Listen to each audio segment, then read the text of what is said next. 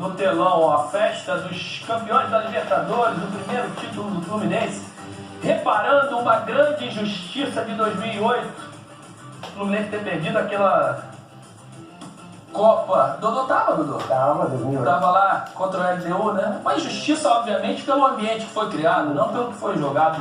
A LDU também mereceu, fez um grande jogo na altitude e tal. E aí a gente separou essa imagem da Luzia, que é a imagem do título, né? Que menina linda, que choro, que Espontânea, né? E assim, espontaneidade, né? Imagens do nosso craque cinematográfico Alvinho, nosso predador. Mandar um grande abraço para ele, espetacular. Da velha guarda, sabe tudo. Ele enxergou a Luzia no meio de 80 mil pessoas, cravou a imagem nela, sabia que dali poderia sair alguma coisa. Tem que ter muita sensibilidade para pegar esse momento, né? Predador, um beijo. Ó, você é de craque também. Agora Mais que velha guarda ele. Mais que velha guarda. São imagens como essa que fazem o futebol ser o que é, né? Porque assim, eu tenho grandes amigos que estavam no Maracanã e um deles eu falei, o Dr. Tanuri, eu falei, Tanuri, não é só o título inédito, não é só a forma como o Fluminense construiu essa trajetória até chegar a esse momento da final contra o Boca. É você poder desfrutar de tudo isso com a família dentro desse estádio. Que Dr. Tanuri? Não, é um amigo meu, não do Ah, tá. Então, assim, na hora que você... Eu tô achando que você está confundindo aqui, porque o Dr. Tanuri é do Flamengo. Não. Eu achei que tu estava falando do Dr. Simoni, que inclusive estava lá no Maracanã, estava dentro do campo, tinha invadido. Fluminense roxo, um amigo meu que mora no meu condomínio. Mas, assim, na hora que você vê essa imagem, quando você tem a oportunidade de ver uma final do teu time do coração e abraçar tua filha na hora do título, putz, é bom demais. Vamos trazer o Mário para cá, para o nosso papo, que a gente já falou com ele no intervalo, né? A imagem tá boa, o áudio tá bom. Presidente Mário, você falou que está nas Laranjeiras trabalhando, mas comemorando sem dúvida nenhuma. Parabéns, é um prazer ter você com a gente aqui.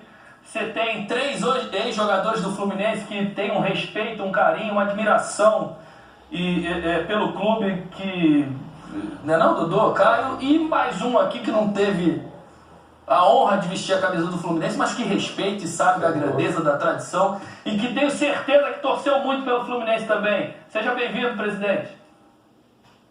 Roger, obrigado. Boa noite a todos. Boa noite ao Dodô também, ao Ricardo e ao Caio, né, como você falou. Tirando o Ricardo, vocês 3 jogaram aqui. O Ricardo não jogou, mas eu sempre tive uma admiração muito grande pelo futebol dele. Sempre tive o sonho como torcedor de, quem sabe, um dia tê-lo aqui. Não aconteceu. Se ele ainda tivesse em condições e eu fosse presidente, quem sabe eu não poderia ter realizado o sonho de ter visto os 4 aí jogando. Dois caras fera do meio de campo, 2 atacantes. Você ia fazer um time forte. Ainda está em condições, Ricardo? Não, atualmente não. Até porque o time dele é muito bom, né? Não é esse o time tá bom, né? O time tá bom demais. Meninos, fiquem à vontade. Você, Dodô, então começa, que eu acho que você tem mais intimidade com o Mário. Você estava naquele time de 2008 e também naquela questão de Libertadores e trabalhou diretamente com o Mário, né? Eu acho que eu e o Caio, a gente teve... o Mário ainda era torcedor, né, nessa época. Pô, presidente, parabéns, cara. Assim, foi muito merecido o título. O Maracanã estava espetacular e, pô, como você falou aqui no intervalo que a gente estava batendo um papo, né? Reparou para a torcida do Fluminense 2008 e foi muito legal ver o Fluminense, né? E como você disse também no intervalo, falando que está nas Laranjeiras, já pensando no Mundial, pensando em Manchester City, Guardiola, diz aí pra gente. Ah, sem dúvida. A gente primeiro, assim, Roger, você talvez não se lembre, né, porque eu tinha 15 quilos a menos e não tinha barba, mas eu já era advogado do clube estou no jurídico desde 98, 2004, quando você estava aqui. Enfim, eu já trabalhava aqui, outros anos também. Defendi você algumas vezes no STJD, e o Caio também. Quando o Caio esteve aqui, eu tinha acabado de me formar, já estava no jurídico aqui. E o Dodô eu trabalhei em 2008 também, enfim, tive a oportunidade de conviver com ele. E falando especificamente já do Mundial, a gente realmente hoje de manhã já iniciou o trabalho, né? O time ainda está de folga, mas a diretoria já toda trabalhando, o time volta amanhã, nós temos um jogo importante contra o Inter na quarta-feira. né? Depois um grande Fla-Flu no sábado, né? Enfim, os 2 últimos campeões da Libertadores se enfrentando no Maracanã, certamente lotado, e já nos preparando para viajar, né, em dezembro e buscar o título mundial com muita esperança de que a gente consiga chegar à final e depois, enfim, quem sabe trazer esse título aí muito importante para a nossa torcida. Já que você está falando em Campeonato Brasileiro, presidente, e você falou dos próximos confrontos, né, do jogo do meio de semana e do Fla-Flu, dos últimos 2 campeões de Libertadores, que realmente vai ser espetacular, né? Por mais que o Fluminense esteja um pouquinho atrás, o Flamengo ainda tem ambições no campeonato. E clássico é clássico, né? Mesmo que você não tenha grandes ambições, tirar a ambição do adversário já é uma coisa grandiosa. E na sequência você tem um jogo que deveria ter sido nessa rodada, que vai ser colocado no meio de semana, no outro meio de semana contra o São Paulo, que são os 2 campeões do ano, né, nas Copas. O campeão da Libertadores e o campeão da Copa do Brasil. E 2 títulos inéditos, né, para São Paulo e para Fluminense. Tem alguma coisa preparada? Ô, Roger, tem sim. A gente vai fazer primeiro uma caminhada no domingo, né, depois do Fla-Flu, vamos ter um trio elétrico no centro da cidade. Aqui a expectativa é de milhares de torcedores do Fluminense, até explicar que a gente não fez ontem porque havia um problema de segurança, um risco muito grande das pessoas se machucarem, se ferirem, porque a expectativa era de um público muito grande em Laranjeiras, Laranjeiras não comportaria. Então o comandante da Polícia Militar jogou essa festa nossa para domingo que vem, onde nós vamos levar os jogadores no trio elétrico, a taça, vamos passear pela cidade a partir das 9 da manhã. Com relação ao São Paulo, foi ótimo você ter feito essa pergunta. O Júlio Casar mandou uma mensagem muito carinhosa logo após o final do jogo, me parabenizando. E depois, na hora do agradecimento, batendo papo com ele, a gente começou a ver uma série de sinergias para que fizesse esse jogo de troca de faixas no dia 22/11. Primeiro porque, enfim, no passado, o Fluminense e São Paulo foram 2 clubes muito próximos, né? Depois, enfim, eu até envio aí para vocês algumas histórias interessantes desse confronto. Quando o São Paulo ainda era paulistano, antes do teu nome São Paulo, o Fluminense e o São Paulo já eram clubes amigos, enfim, faziam amistosos anuais, que eram considerados o maior clássico interestadual, na época ainda não tinha Campeonato Brasileiro, né? Nem o torneio em São Paulo. Então ele, Júlio Casar, me resgatou essa história e disse que achava muito legal que a gente fizesse um jogo de troca de faixas aqui no dia 22/11. E eu disse a ele que tinha uma outra curiosidade, não sei se vocês também se lembram, Laranjeiras ficou sem jogos profissionais de 1970 a 1986.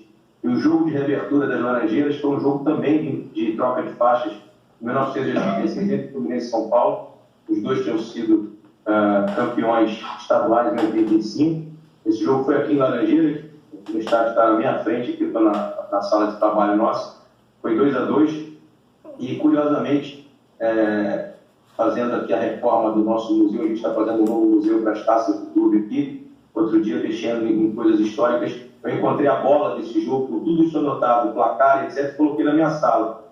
Aí falei para ele, veja que curiosidade, Júlio, eu mexendo nas coisas antigas do clube aqui, mais ou menos no meio atrás, achei essa bola que fala da reabertura do estádio e também fala desse confronto Fluminense-São Paulo. Então, assim, nós combinamos isso hoje à tarde, ficou muito feliz, eu também, as nossas equipes de marketing já estão conversando para que o Fluminense entregue as faixas da Copa do Brasil ao São Paulo, título inédito, e o São Paulo entregue para nós a faixa de campeões da Libertadores, sem contar ainda com a história do Tele Santana, que é um grande ídolo aqui, um dos maiores jogadores da história do Fluminense, foi nosso treinador campeão aqui, e sem dúvida alguma o treinador mais vitorioso da história de São Paulo. Então também essa conexão vai fazer com que a gente possa fazer um lindo jogo no dia 22.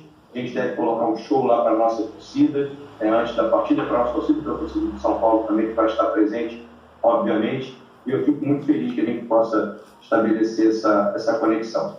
Pô, que legal, notícia em primeira mão, saindo aqui no Boleiragem, informação de que no jogo contra o São Paulo, no Maracanã, Fluminense e São Paulo, vão ter uma troca de faixas de 2 títulos inéditos e 2 títulos muito buscados pelo Fluminense e pelo São Paulo, né, Caio? Sem dúvida, né? 2 times que estão... E é importante você sair só de Palmeiras e Flamengo e Atlético Mineiro, né? O futebol brasileiro não é Europa. Você tem que ter o Fluminense voltando a ser grande, conquistando 2 títulos na temporada, você tem que ter o São Paulo voltando a brigar lá em cima. Eu acho que isso faz bem para o produto futebol aqui no Brasil. Presidente, antes de mais nada, parabéns. Torcemos todos como ex-atletas, como brasileiros, e acho que é a história mais legal da Libertadores, sem dúvida nenhuma. O título não poderia estar em melhores mãos. Sei que dormir é um detalhe, né? Mas como você mesmo falou, tem que trabalhar. Sei que vocês estão olhando a logística, pensando no Mundial, mas também é natural que, ao mesmo tempo que vem esse sucesso todo por uma conquista inédita, surjam notícias de alguns clubes da Europa interessados em alguns jogadores importantes que você tem no elenco. Hoje foi noticiado, e acho que o Nino inclusive falou isso no Globo Esporte aí do Rio de Janeiro, que o Nottingham Forest está de olho nele para levar ele para a Europa. O André já tem há um certo tempo o interesse do Liverpool. Vocês têm trabalhado... São 3 em cima do André, né? Liverpool, se eu não me engano, Arsenal e o Fulham. São 3 ingleses. Ele está jogando muita bola e é uma consequência do sucesso, né? Mas vocês já estão pensando nesse desmanche? Tem como segurar alguns desses principais jogadores? Sei que a cabeça ainda está no Mundial, mas também tem que dar uma olhadinha nisso para a próxima temporada, né? E, presidente, complementando a pergunta do Caio, foi muito noticiado de que você, com a sua criatividade, com a sua poder de sedução, você conseguiu convencer esses meninos a continuarem no Fluminense, porque eles já vêm recebendo esse tipo de proposta do futebol europeu há algum tempo. E você conseguiu fazer com que eles continuassem até o final da Libertadores, obviamente imaginando esse título, e que você teria um acordo com eles de que com o título você facilitaria essa liberação dos dois, que provavelmente também tem um sonho de prosseguir sua carreira no futebol europeu. É por aí também, Mário? Então, Roger e Caio, primeiro, Caio, muito obrigado aí pelas felicitações. Sempre fui um admirador seu, não só do seu futebol, mas também da pessoa que você do profissional que hoje você é também na imprensa. Com relação aos jogadores, assim, eu fico muito confortável de falar isso diante de 4 grandes ex-atletas do futebol brasileiro, que são vocês. Vocês sabem melhor do que ninguém, todas as pessoas que certamente estão nos vendo, talvez vocês sejam as 4 pessoas que mais saibam do desejo e da vontade de que um atleta profissional que joga no Brasil, que atinge um nível alto de performance, tem o desejo da sua independência financeira, tem o desejo de ir para a Europa, e jogar fora do nosso país, para que possa realizar a sua independência financeira. E o Fluminense tem muito orgulho, sendo muito sincero com vocês, o Fluminense tem muito orgulho de conseguir proporcionar isso a esses meninos, né? Que normalmente os que saem são os mais meninos, né? Porque os clubes europeus vêm aqui e compram jogadores jovens. O Fluminense tem muito orgulho em ver o progresso e a realização da independência financeira desses atletas. Além de tudo, a gente tem um problema que é a concorrência. A gente não consegue competir, né? Não só o Fluminense, mas como nenhum clube brasileiro, mas muito mais ainda o Fluminense, que é um clube que tem, vocês sabem disso, ainda um orçamento bem abaixo dos maiores orçamentos do futebol brasileiro, e até mesmo de compra de jogadores. Nos últimos 3 anos, a gente gastou cerca de 28 a 30 milhões de reais comprando todos os jogadores que estão aí, enquanto outros clubes gastaram só no ano de 2022 mais de 100, 120 milhões de reais, no ano de 2023, perdão, comprando jogadores. Então, além de tudo, quando as propostas chegam, e também vocês que foram grandes atletas sabem, que os clubes fazem a proposta salarial para o atleta, dizem quanto ele vai ganhar, e a gente que está aqui no Brasil não tem noção e nem ciência de quantos são esses valores, fica muito difícil concorrer com a Europa, né, com esses mercados, não só a Europa, mas também com o mercado árabe, enfim. É muito difícil para nós a gente chegar para um jogador e dizer, olha, fica aqui que eu vou cobrir. Cobrir a proposta é impossível, eles têm o desejo de sair. O que aconteceu no caso específico, por exemplo, do André, e aí a gente vai se esquecendo também, vocês como ex-atletas sabem disso, e nós já estamos na 3ª temporada completa do André jogando no time profissional do Fluminense, ou seja, a gente já vem segurando há muito tempo, né? Se a gente lembrar que a gente ganhou um Fla-Flu lá em Itaquera contra o Flamengo, ainda na época da pandemia, sem público, de 1-0 com o gol do André aos 45 minutos do segundo tempo, ele já era titular do Fluminense em 2001, nós estamos caminhando para 2024.